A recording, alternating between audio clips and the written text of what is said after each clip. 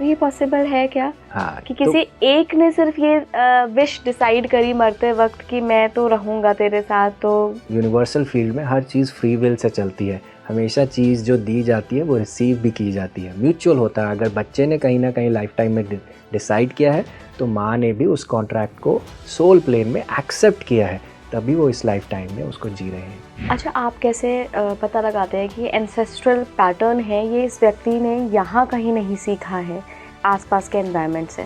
आपके साथ भी हो रहा है और किसी के कज़न के साथ भी हो रहा है, सेम सिचुएशन हो रही है। तो यानी कि अगर ये आपकी लाइन में चीज़ें रिपीट हो रही हैं तो यानी कि आपको ऊपर देखने की ज़रूरत है। जो व्यक्ति आपको आपकी करंट लाइफ में सबसे ज़्यादा आपके दुश्मन लगते हैं, सोल प्लेन में आपके सबसे अच्छे फ्रेंड्स हैं।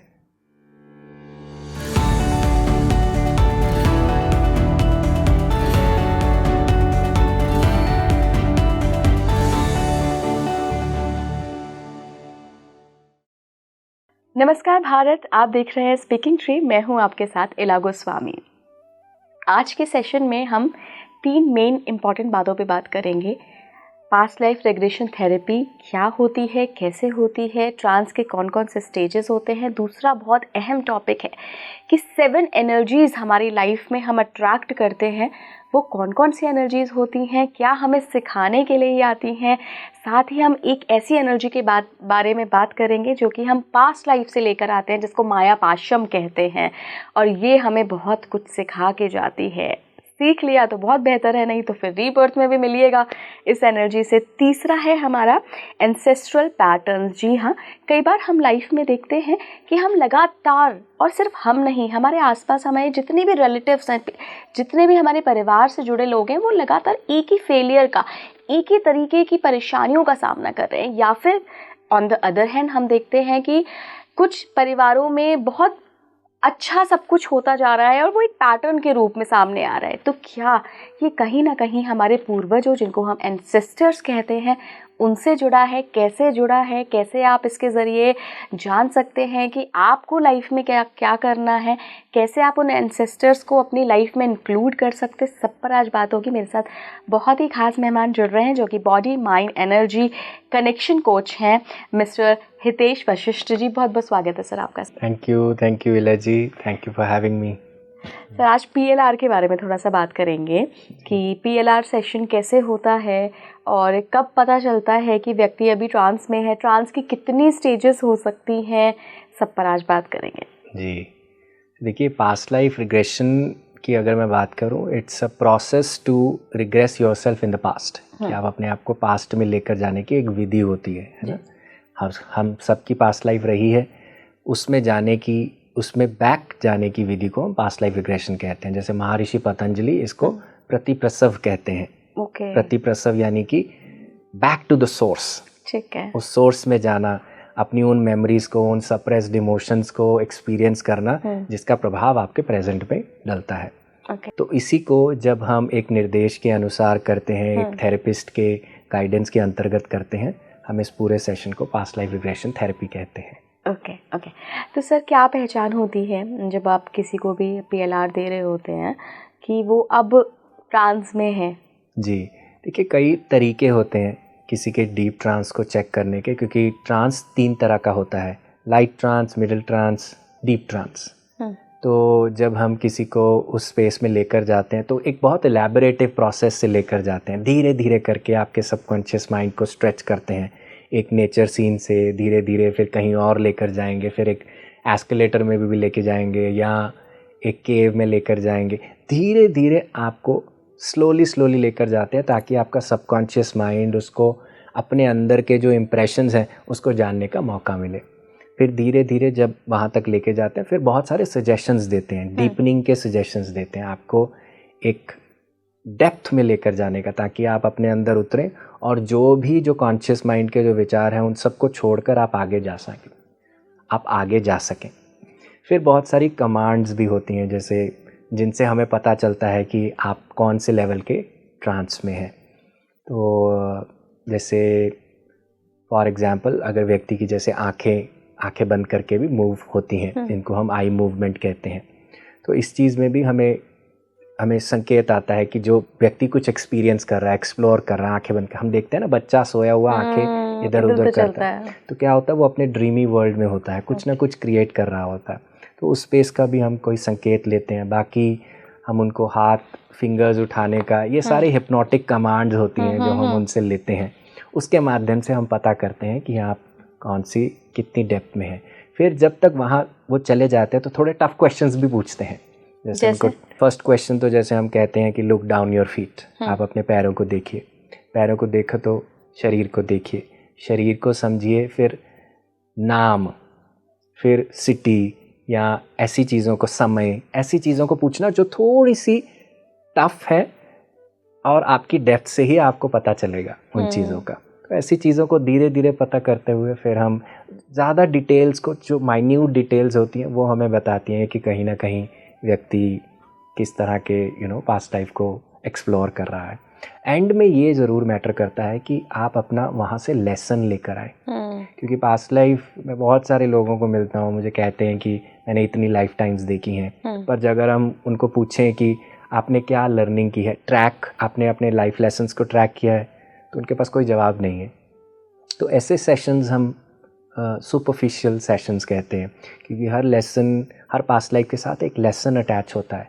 वो लेसन जब तक आप अपनी लाइफ में इंटीग्रेट नहीं करेंगे तब तक फिर आप में चेंजेस नहीं आएंगी। हमें लगता है कि पास्ट लाइफ सेशन कर लो जीवन सब कुछ बदल जाएगा, ऐसे नहीं होता। जीवन तभी बदलेगा कि जो होमवर्क लेके आए हो उसको अपनी लाइफ में इंटीग्रेट करो, तभी आपकी कार्मिक एनर्जी डिसॉल्व होगी। कार्मिक एनर्जी डिसॉल्व क्या पास्ट लाइफ रिग्रेशन थेरेपी से होती है? देखिए, बेसिकली कर्मा क्या है? कर्मा इज़ अ टीचर, है ना। जैसे जीवन की कोई भी सिचुएशन हमें सिखा देती है, वैसे ही कर्मा भी हमें कुछ सिखाने के लिए आया है। मेरी लाइफ में फॉर एग्जांपल मैंने एक इलनेस अट्रैक्ट करी है, अब वो कर्मा के माध्यम से मेरी तरफ आई है। It is also a teacher, वो भी मुझे कुछ सिखाने आई है। वो तभी डिसॉल्व होएगी या मैं तभी उससे उभरूंगा जब मैं उसका मैसेज लूँगा, उससे समझूंगा कि ये मुझे क्यों आई है और मुझे क्या सिखाना चाहती है। और यही कर्मा मेरी लाइफ में रिलेशनशिप से भी आ सकता है कि कोई चैलेंजिंग रिलेशनशिप हो, तब मुझे उससे क्या सीखना है। तो जहाँ सीखने का भाव आप लगाएंगे वहाँ आप कर्मा से ऊपर जाने लगेंगे। So karma is like a feedback system, a teacher which is offered to us, ताकि हम ग्राउंडेड होके अपनी लाइफ में चले और सीखते सीखते चले, क्योंकि सोल हमेशा सीखना चाहती है। उसका learning and exploring is the major objective. Soul journey का सबसे हैरान कर देने वाला केस आपने कौन सा देखा है? कि ऐसे तो अपने तरीके से बहुत सारे केसेस हैं, पर मैं आपको एक वैलिडेट केस बता सकता हूँ कि जिसकी इन्फॉर्मेशन उनको भी मिली। जैसे हमारे पास एक व्यक्ति आए थे, उनको जब भी लाइफ में कोई नर्वस सिचुएशन होती थी या जब लोग उनकी तरफ उंगली करते थे, उनको कहते थे कि you have done wrong, specially in situations में उनके हाथों से स्वेट निकलने लगता था और चेहरा पूरा लाल हो जाना, बहुत ज़्यादा गर्मी लगता था उनको। तो जब हमने उनको रिग्रेस किया, एक लाइफ टाइम में वो पहुँचे जहाँ पे उनका नाम आइसेक था, आइसेक करके उनका नाम था, एंड इट वाज रफली around somewhere in the New York and US types, ऐसी स्टेट में अराउंड 1900 का जो समय था। तो हमने उनको और चीज़ें पूछी तो उन्होंने बताया कि मैं एक टेलर जैसा काम करता हूँ, शर्ट सीता हूँ और एक बड़े कारखाने में काम करता हूँ। और वहाँ कारखाने में काम करते हुए एक दिन ऐसी सिचुएशन हुई कि कारखाने में आग लग गई, और क्योंकि कारखाने की वर्किंग कंडीशंस इतनी अच्छी नहीं थी तो वहाँ पे सिचुएशन हुई क्या कि जब आग लगी तो एग्ज़िट कुछ भी नहीं था, बाहर जाने के लिए कुछ नहीं था, और बहुत सारे लोगों की उस आग में जलकर डेथ हो गई। तो ये क्या थे, ये छत पर भागकर चले गए, और जो लोग जिनको ये सुपरवाइज़ करते थे, जो इनके नीचे काम करते थे, क्योंकि उनकी मृत्यु हो गई और ये उनको बचा नहीं पाए, तो इनके अंदर गिल्ट कहीं ना कहीं बस गया कि मैं कुछ कर नहीं पाया, या मैंने ऐसी वर्किंग कंडीशंस दी कि उनके लिए जो अच्छी नहीं थी, फ्रेंडली नहीं थी, वो एग्ज़िट नहीं कर पाए। तो लाइफ उनका ऐसे ही गुजरा, और एंड के समय में उनके पास ये गिल्ट रह गया कि मैं उनके लिए कुछ कर नहीं पाया। और अग्नि, गिल्ट और अग्नि इकट्ठा मिलकर जो ये एक्सपीरियंस था, क्योंकि उनको भी उस समय में बहुत अग्नि लगी, बहुत भाप लगा, वो अपने आप को बचा तो लिए पर उसका कहीं ना कहीं ट्रॉमा उनके अंदर बॉडी में लॉक हो गया। फिर जब वो नेक्स्ट लाइफ टाइम में आए, उन्होंने यहाँ कहीं ना कहीं अपने साथ ये बॉन्ड बनाया हुआ है, क्योंकि वो गिल्ट, पास्ट का जो गिल्ट है इस लाइफ टाइम में भी ट्रिगर हो रहा है, क्योंकि जैसे ही लोग कहते हैं कि तुम कुछ कर नहीं पाए, तुमने हमारे लिए किया नहीं है, वो कहीं ना कहीं पास्ट का ट्रिगर जो गिल्ट है वो हो रहा है, और इमीडिएटली वो एक फिजिकल कंडीशन को भी कहीं ना कहीं उनके अंदर मैनिफेस्ट कर रहा है। वो क्या है कि पास्ट की जो गर्माहट थी, हीट थी, वो कहीं ना कहीं मैनिफेस्ट हुई। कुछ समय के बाद उन्होंने इंटरनेट पे सर्च किया and he found out there was a person with the name of Isaac Harris, जो सच में एक टेलर था, जो एक कपड़ा की कंपनी का मालिक था, और जिसके वहाँ पे आग लगी थी, और सारी डिटेल्स वो कहीं ना कहीं उन्होंने फाइंड करी। और एंड में हुआ क्या, उनका जो ये स्वेटिंग था, जब उन्होंने वो पास्ट लाइफ के गिल्ट को रिलीज़ किया, उनका सब कुछ धीरे धीरे सब कुछ डिज़ोल्व हो गया। एक चीज़ मैंने सुनी है कि जब भी हम पास्ट लाइफ रिग्रेशन में जाते हैं तो डेथ दिखाई जाती है, डेथ देखते हैं जी। डेथ जो कि किसी के लिए भी एक बड़ी दुखदाई सी चीज़ हो सकती है, वो क्यों दिखाते हैं हम? देखिए, डेथ दुखदाई हो सकती है, पर जब आप डेथ के बाद भी अपने आप को देखते हैं कि आप जिंदा हैं, तो आपको ये भी रियलाइज़ कराती है कि मृत्यु सच में मृत्यु नहीं है। आप मृत्यु के बाद भी जिंदा रहेंगे। बहुत सारे केसेस हम देखते हैं जो लोगों को फियर ऑफ डेथ होता है, फियर ऑफ डाइंग होता है।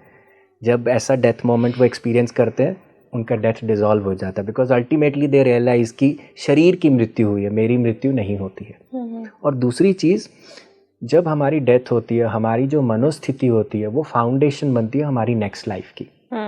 जैसे लॉर्ड कृष्ण भी कहते हैं, गीता में कहते हैं कि जैसे विचार आपके मृत्यु के समय में होंगे, वैसे विचारों को आप अपने नेक्स्ट जीवन में एक भूमिका बनाओगे, है ना। तो इन चीज़ों को हम साथ लेकर चलते हैं, इसीलिए हम डेथ मोमेंट को आपको ज़रूर एक्सपीरियंस करवाते हैं, क्योंकि उससे आपको पता चलता है कि आपने अपने लाइफ को कैसे जिया, कैसे देख रहे हो अंत के समय में, है ना। हम जितना मर्जी झगड़े से जिए, जितना मर्जी अपने झगड़े पर कारपेट डाल दें, पर एंड के समय में वो चीज़ें हमें रियलाइज़ होती हैं कि मैंने क्या गलत किया, क्या नहीं किया, है ना। तो इसके लिए, उस रियलाइजेशन के लिए हम डेथ के थ्रू, डेथ मेमोरी के थ्रू लेकर जाते हैं, लास्ट डाइंग थॉट्स के लिए। अच्छा, सोल कॉन्ट्रैक्ट जो होता है सर, तो उसमें कभी ऐसा भी होता है कि जब हम या कोई भी व्यक्ति मर रहा होता है, उस वक्त वो किसी को कर्स कर दे कि मैं तो तेरा 7 जन्मों तक पीछा नहीं छोड़ूंगा, परेशान करूंगा, ये भी सोल कॉन्ट्रैक्ट में आ जाएगा एक तरीके से? देखिए, सोल कॉन्ट्रैक्ट बहुत तरह के होते हैं, पर it works from both the sides. अच्छा। किसी के कहने से नहीं, किसी के लेने से भी मैटर करता है। ओके। उससे भी तो मैटर करेगा ना। हर चीज़ में, हर कॉन्ट्रैक्ट में 2 पार्टीज हैं minimum, first party, second party. Contract 2 parties के बीच में होता है। तो अगर एक कह रहा है, कहने के बाद अगर इंटेंसिटी है, पर उसका भी तो कार्मिक बैगेज बन रहा है ना। अगर रिवेंज के चक्कर में वो अपना भी तो प्रॉब्लम क्रिएट कर रहा है ना, वो भी तो एक लूप में अटक गया ना।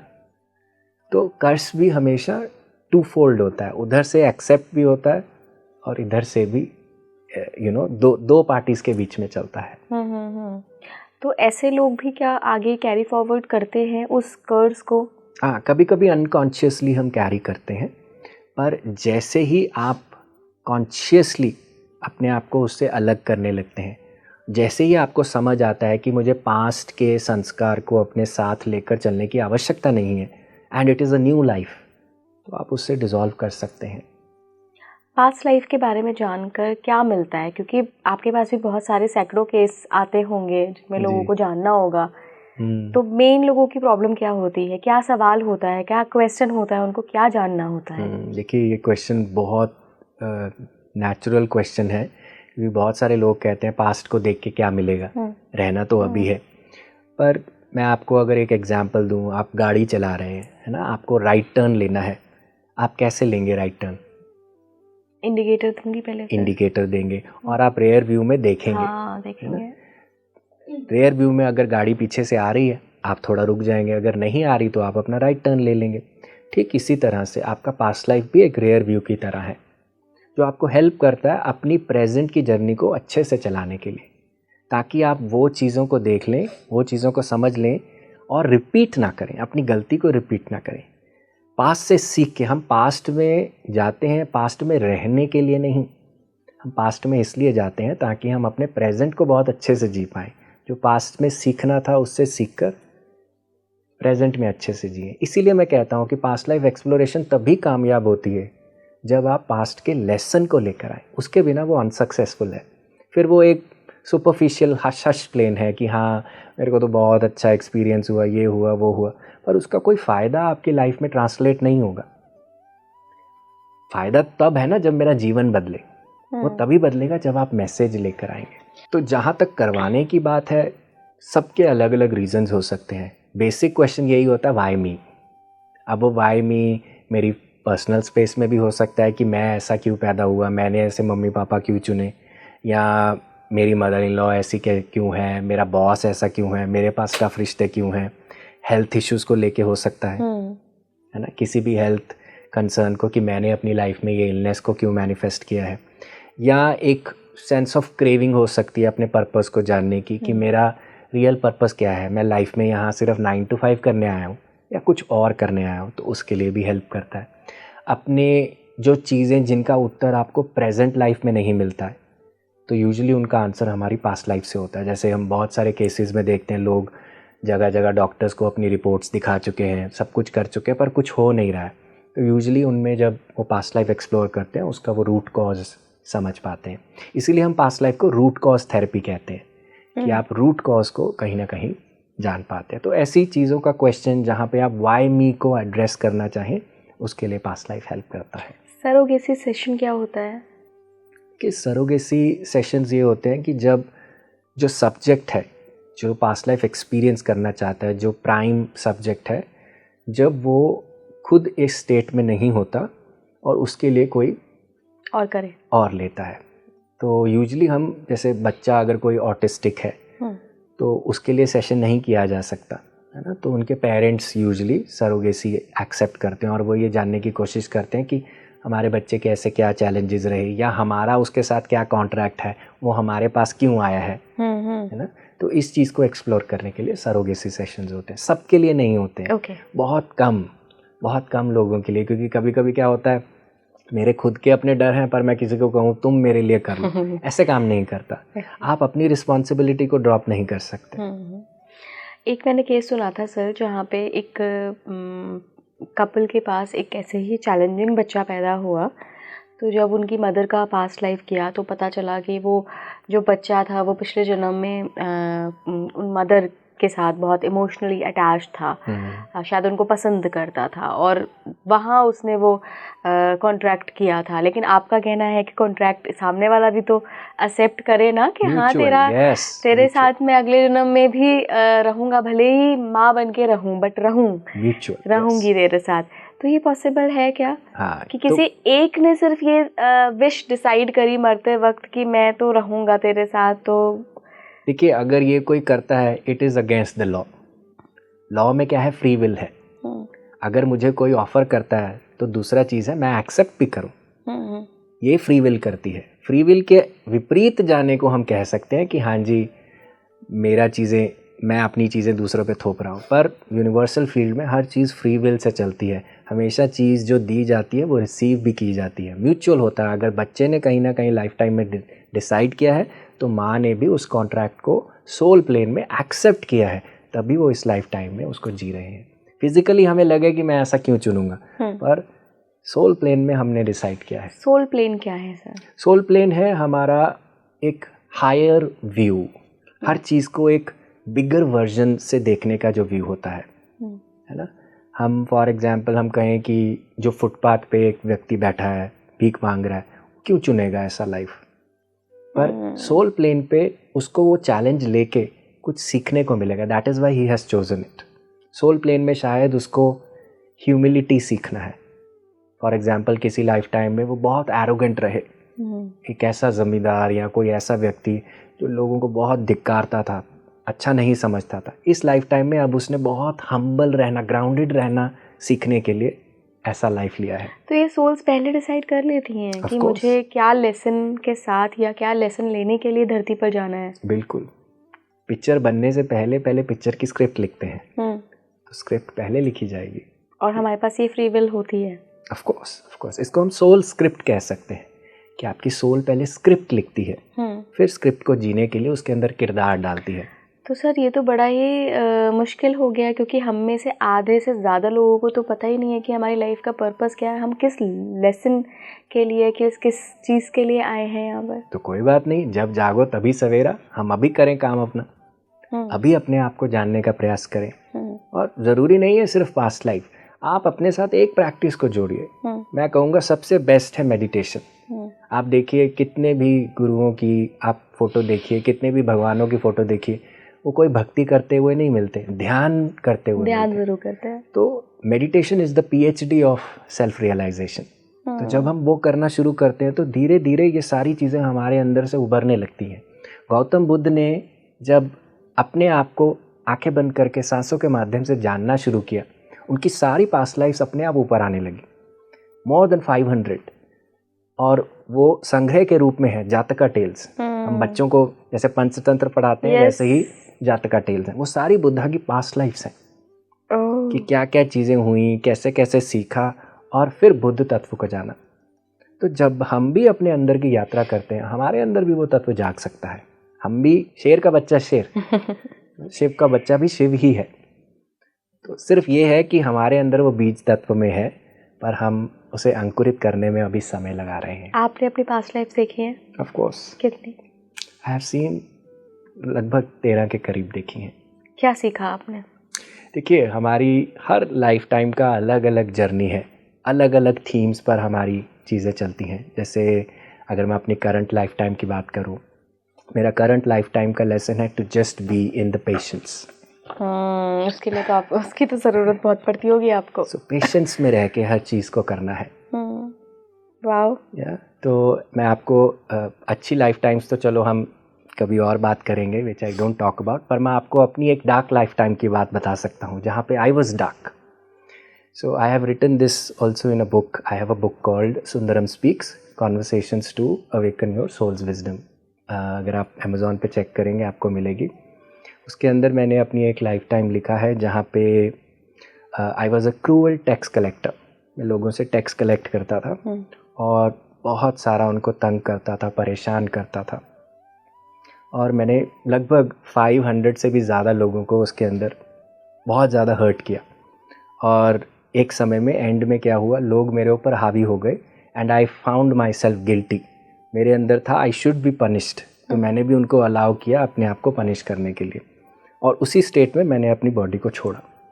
अरे बाप रे। तो जब मैंने बॉडी को छोड़ा, आफ्टर स्टेट्स में जब मैंने ये रियलाइज़ किया, तो मैंने अपने लिए चूज़ किया कि जैसे मैं अपने गाइड के साथ वहाँ पे था, जैसे my guides name is Sundaram. तो जब मैंने उनके साथ अपने आप के लिए डिसीजन लिया, जब उन्होंने मेरे को 523 दिखाया, तो मैंने उसके पीछे 5 ज़ीरोज़ लगाई। तो मैंने 5 ज़ीरोज़ लगाकर ये कहा कि these many life times I am going to now transform,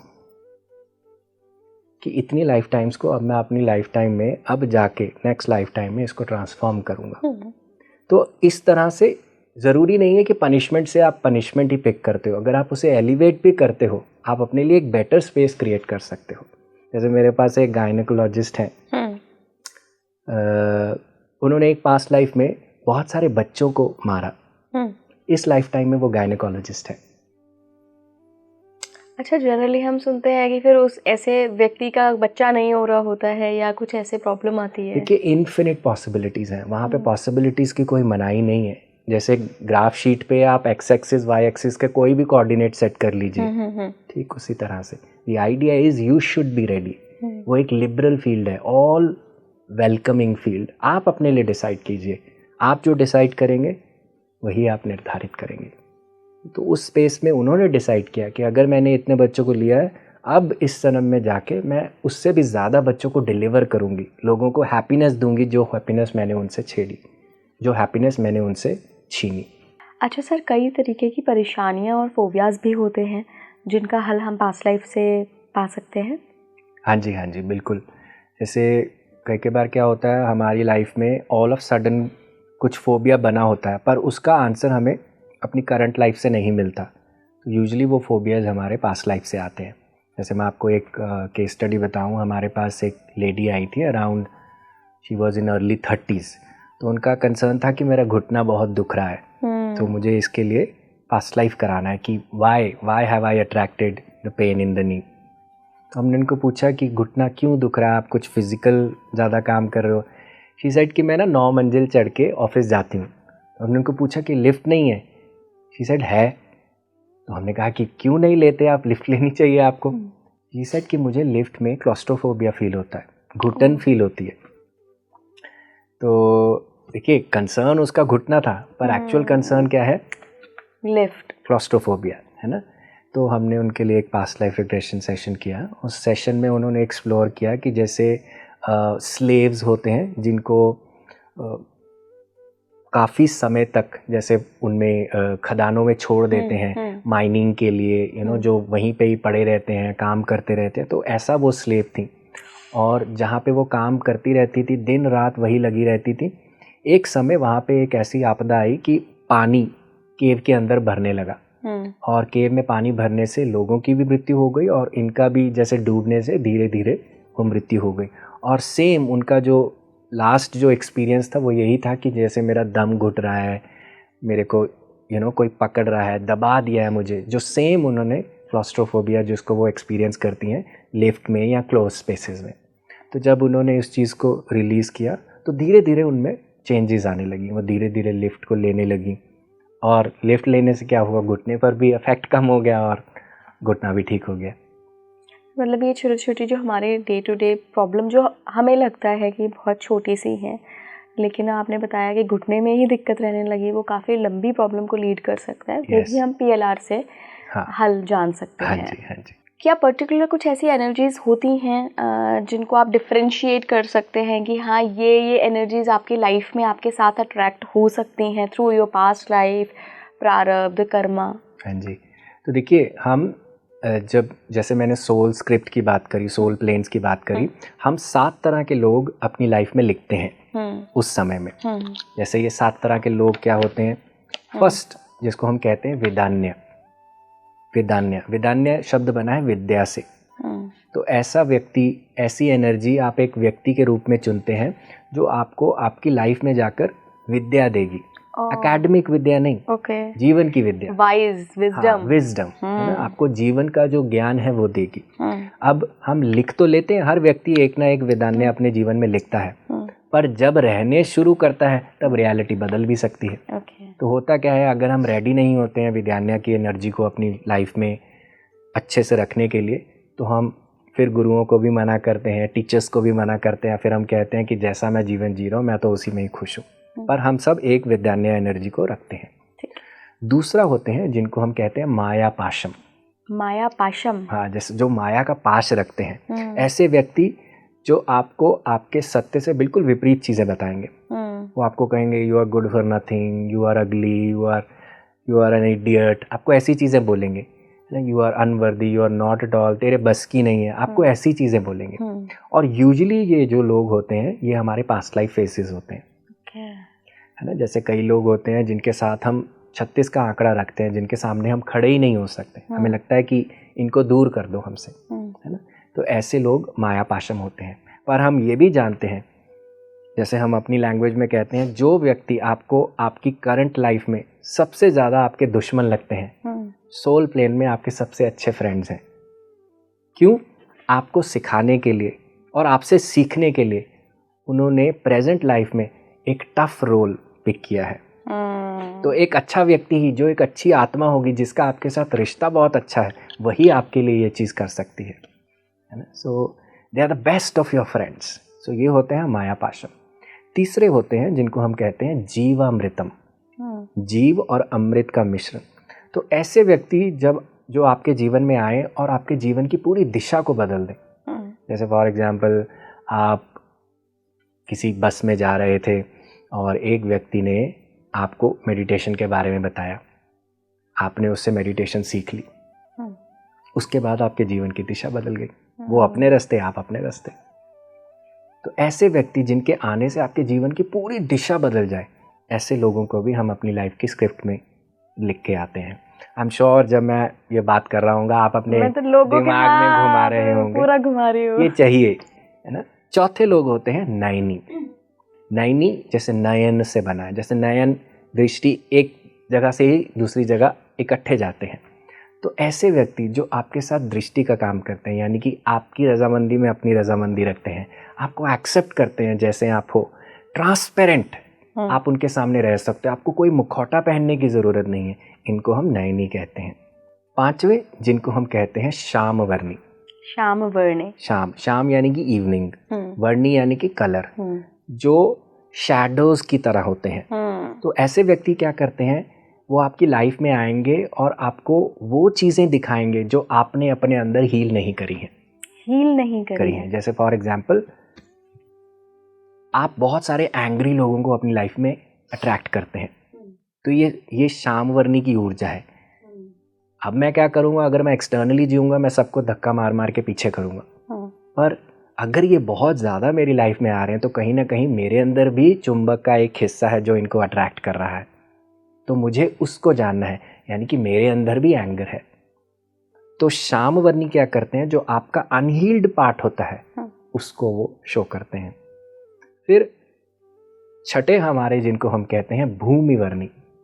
भूमि यानी कि धरती, वर्णी जो धरती के तरह का नेचर रखते हैं। ये बड़े प्रैक्टिकल लोग होते हैं। अगर आप इनको कहेंगे अरे मैं तो ध्यान करने लग गया, मेरे को बहुत अच्छे अच्छे एक्सपीरियंसेस हो रहे हैं, दूसरे ही मिनट में अगर आपका मूड ख़राब होगा या आपको कह देंगे तू काहे का ध्यान कर रहा है, ज़्यादा उड़ मत, तू बैठ जा, है ना। तो ये लोग क्या करते हैं, आपको ग्राउंड करते हैं, या आपका बुरा नहीं सोचते पर आपको ज़मीन पर लाकर रहने का काम करते हैं, क्योंकि इनका काम क्या होता है कि आपकी लाइफ में चेंजेस नहीं आई तो कुछ चेंजेस नहीं है, आपकी सीरत में चेंजेस नहीं आए, सूरत का कुछ नहीं करना।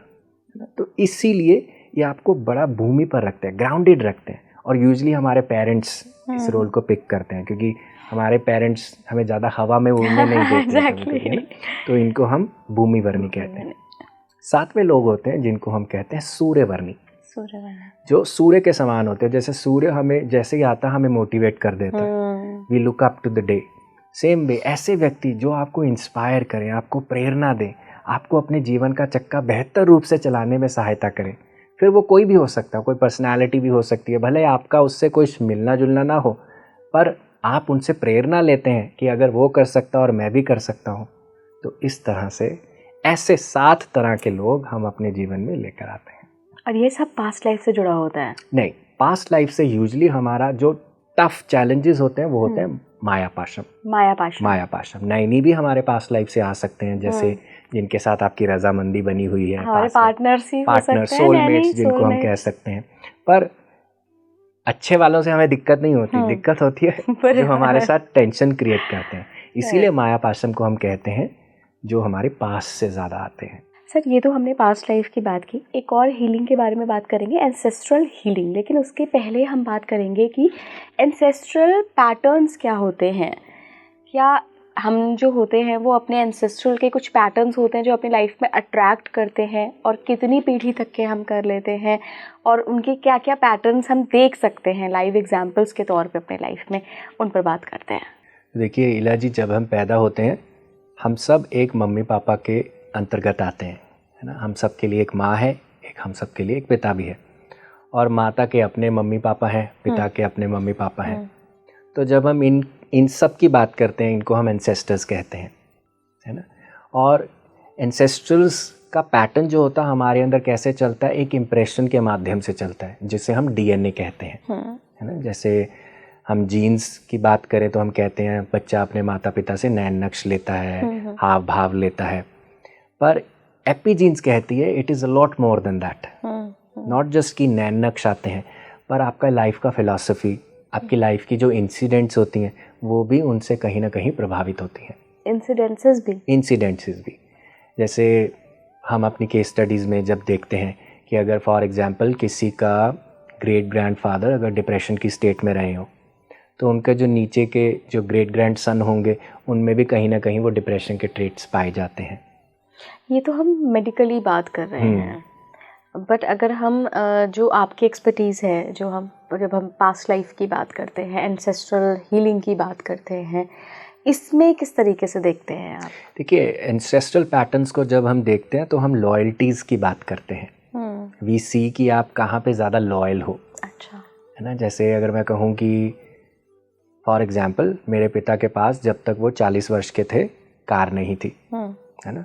अब अनकॉन्शियसली अगर मेरे अंदर चल रहा है मैं कार कैसे ले लूँ, मैं तो 40 वर्ष का नहीं हूँ, मैं लेट्स से 20 वर्ष का हूँ, तो ये क्या है, एक लॉयल्टी है। पर ये लॉयल्टी आप भी जानते हैं, मैं भी जानता हूँ, ये हमें हेल्प नहीं करेगी। ठीक इसी तरह से ऐसी बहुत सारी लॉयल्टीज़ हम अपने लव्ड वंस के साथ क्रिएट करते हैं। अच्छा, है ना।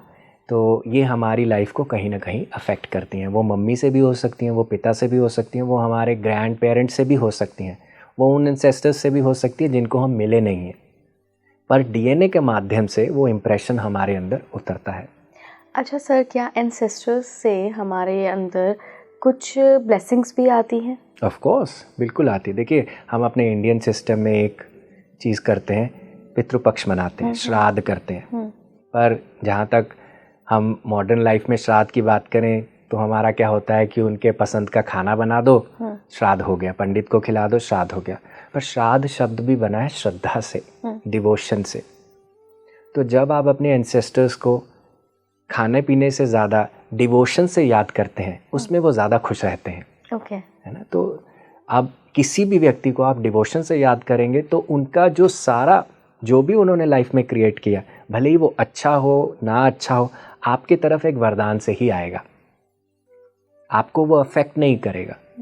है ना, क्योंकि मैंने उनको एक्सेप्ट कर लिया, एक्नॉलेज कर दिया। सो जैसे अगर मैं आपको एक एग्जांपल दूं एंसेस्ट्रल पैटर्न्स में, फॉर एग्जांपल किसी के दादा और दादा का कोई भाई था, दोनों भाइयों में कुछ ऊपर नीचे हुआ, कुछ टकरार हुआ, और भाई ने सारी प्रॉपर्टी दादा की, मतलब कि अपने भाई की प्रॉपर्टी सारी अपने नाम कर ली।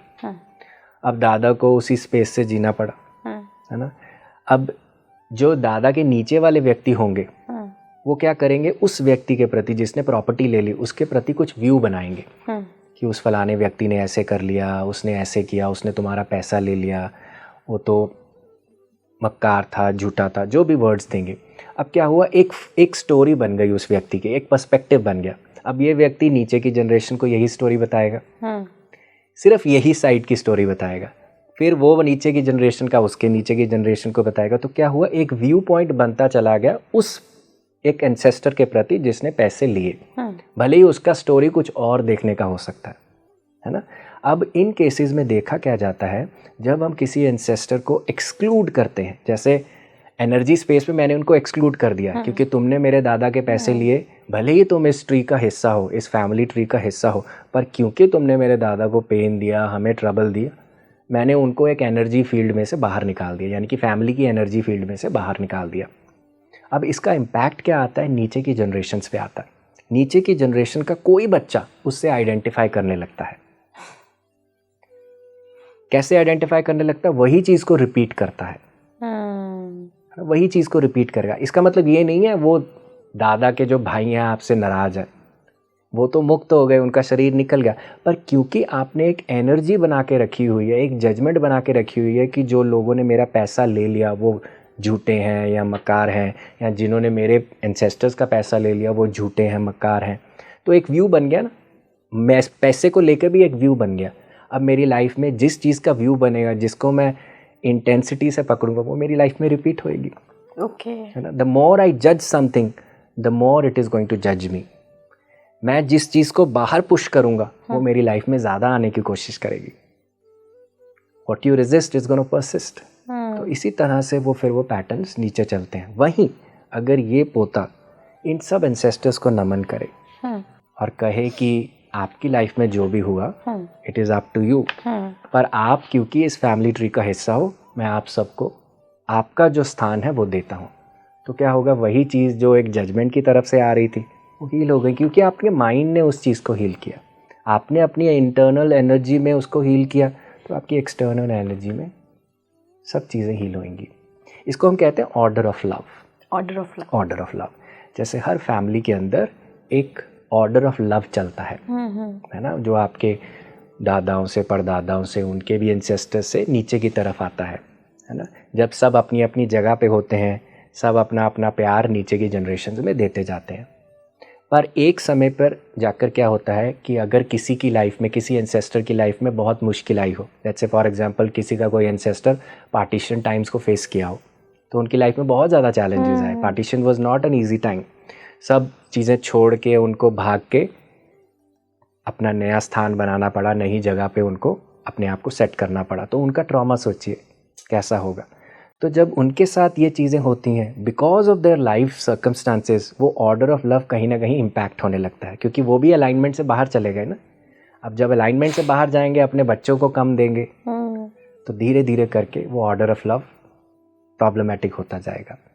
इसीलिए जब आप अपने एंसेस्टर्स को एक्नॉलेज करते हैं, acknowledging them for who they are, whatever their journeys, चाहे वो अच्छा हुआ हो, बुरा हुआ हो, आप उनको एक्नॉलेज करते हैं। एक्नॉलेज करने से आपको स्ट्रेंथ ही आएगी, नमन करने से आपको स्ट्रेंथ ही आएगी, आपको और कुछ नहीं आएगा। अच्छा, आप कैसे पता लगाते हैं कि एंसेस्ट्रल पैटर्न है ये इस व्यक्ति ने यहाँ कहीं नहीं सीखा है आसपास के एनवायरनमेंट से? जी देखिए, कुछ क्लूज होते हैं एंसेस्ट्रल पैटर्न को जानने के। जैसे फॉर एग्जांपल, अगर आपकी फैमिली में या आपकी लाइफ में कुछ भी बार बार रिपीट हो रहा है, जैसे फॉर एग्जांपल अगर मैं कहूँ कि घर की लड़कियों की शादी नहीं हो पा रही, दैट्स इट, है ना। नंबर 2, रिपीटेडली सबके मिसकैरेजेस या अबॉर्शंस हो रहे हैं। नंबर 3, किसी की मैरिज सक्सेसफुल नहीं हो पा रही है ना। ऐसे कई पैटर्न्स जो रिपीट हो रहे हैं, जैसे फॉर एग्जांपल आपके साथ भी हो रहा है और किसी के कज़न के साथ भी हो रहा है, सेम सिचुएशन हो रही है। तो यानी कि अगर ये आपकी लाइन में चीज़ें रिपीट हो रही हैं, तो यानी कि आपको ऊपर देखने की ज़रूरत है, कहीं ना कहीं आपके एंसेस्टर्स से ये चीज़ें आ रही हैं। और अगर कोई ऐसा पैटर्न हो कि 4 भाइयों की फैमिली है और 4 भाइयों के एक एक बेटा है, और उनमें से 3 बच्चों ने बिजनेस कर लिया, बिजनेस सक्सेसफुल हो गया, एक ने नौकरी पकड़ी लेकिन वो नौकरी उसकी सक्सेसफुल नहीं हो पा रही है, बार बार छूट जा रही है, तो ये भी एक तरह से पैटर्न हो सकता है कि इनके ब्लड में ही बिजनेस है। ये इस तरीके का पैटर्न हो सकता है, मतलब, या सिर्फ सैड वाले पैटर्न ही होते हैं? नहीं, अच्छे पैटर्न भी होते हैं। आप अपने एंसेस्टर से बहुत कुछ विरासत में लेते हैं। जैसे फॉर एग्जांपल, आपकी दादी बहुत अच्छी सिंगर थी, आपको विरासत में सिंगिंग मिली है।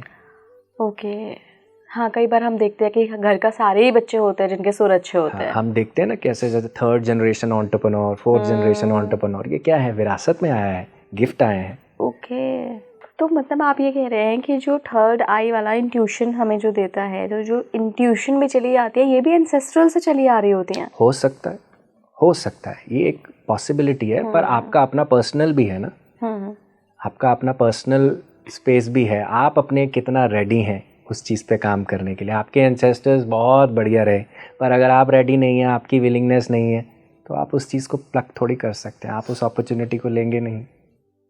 और कौन कौन से पैटर्न्स होते हैं जो हम अपने पूर्वजों से लेते हैं, और कितनी पीढ़ियों तक पहले तक ले सकते हैं? जी देखिए, यूजुअली हम जब अपने वर्क में काम करते हैं तो we talk about up to 4 generations, है ना, क्योंकि बहुत पीछे की जानकारी भी हमें ज़्यादा नहीं होती है। तो जितना जितना आपको अंडरस्टैंडिंग है उस चीज़ पे काम करें। हाँ, सारे एंसेस्टर्स पे काम करने से पहले हम आपको कहते हैं आप अपने 2 मेन एंसेस्टर्स पे काम करिए, मम्मी और पापा। उन दोनों पे काम करना सबसे ज़्यादा ज़रूरी होता है, क्योंकि मम्मी की लाइन के डीएनए मम्मी के थ्रू आते हैं, पापा के लाइन के डीएनए सारे पापा के थ्रू आते हैं। और जैसा रिश्ता आपका इस फर्स्ट टेम्पलेट में होता है, मम्मी पापा और बच्चे के बीच में होता है, ये टेम्पलेट सब जगह मल्टीप्लाई होती रहती है।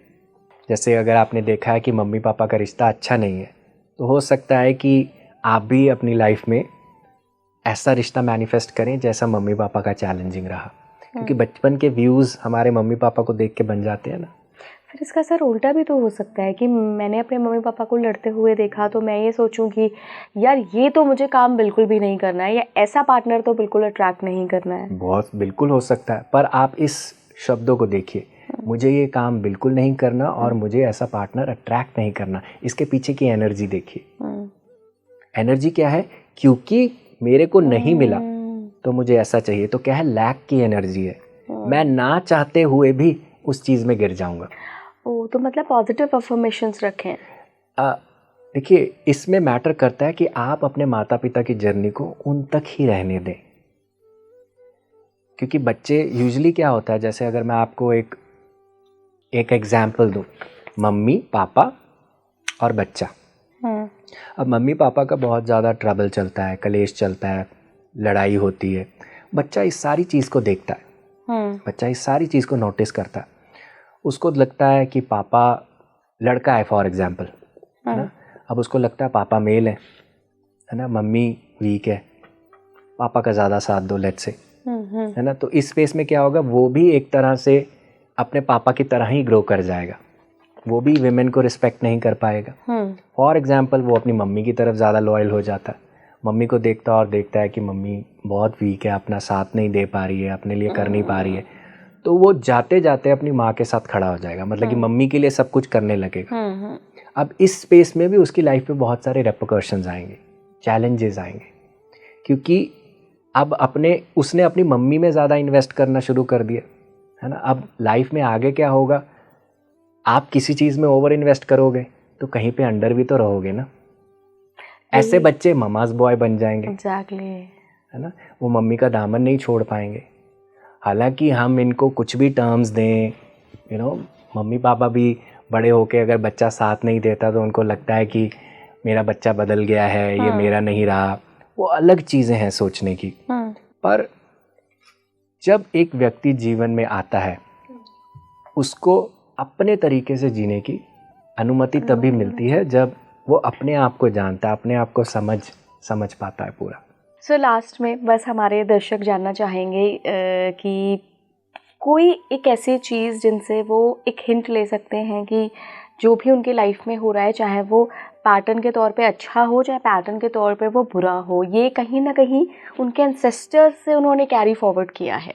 जी जी, देखिए हर पैटर्न को, एक पैटर्न को दो व्यक्ति अलग तरीके से देख सकते हैं, पर मैं आपको 3 ग्राउंडिंग प्रिंसिपल्स बता सकता हूँ जिससे आप अपने एंसेस्टर्स का ब्लेसिंग ही लेंगे। अरे वाह। जैसे फर्स्ट है, जिसको हम कहते हैं इंक्लूजन, यानी कि अपने हर पितृ को उनके प्रॉपर जगह पर इंक्लूड करें, क्योंकि हमारी लाइफ में कभी कभी ऐसी चेंजेस, यू नो, ऐसे ट्रबल्स आते हैं, जैसे हमारा अपने चचेरे भाइयों के साथ या हमारे चाचा के साथ टेंशन्स होती हैं, तो हम उनको एनर्जी फील्ड में से बाहर निकाल देते हैं कि हमारा उनके साथ कुछ लेना देना नहीं है, पर उनको इंक्लूड करें। मैं ये नहीं कह रहा कि आप उनसे जाके बातें करें, पर ये याद रखें कि जिस फैमिली का आप हिस्सा हैं वो भी उसी फैमिली का हिस्सा है। तो first is inclusion, include them.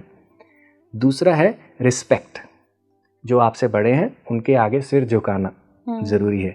सिर ना झुकाना यानी कि एरोगेंसी को बढ़ावा देना। जब हम बड़े हो जाते हैं, हम अपने माता पिता से भी एरोगेंसी में बात करते हैं, हम कहते हैं कि आपको नहीं पता, मुझे पता है ना, तो ये एरोगेंसी का साइन है। पर जैसे ही हम अपनी गर्दन झुकाते हैं, हम अपनी ईगो को चॉप करते हैं।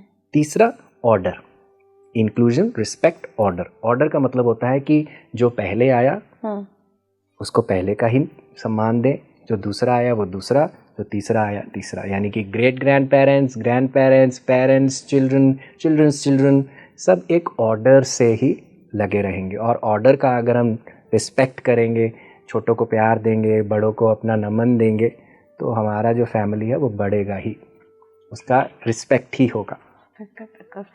Thank you so much sir जुड़ने के लिए, और काफ़ी सारी नई चीज़ें आज आपने हमारे इस प्लेटफॉर्म पे बताई हैं। बहुत बहुत धन्यवाद। Thank you so much.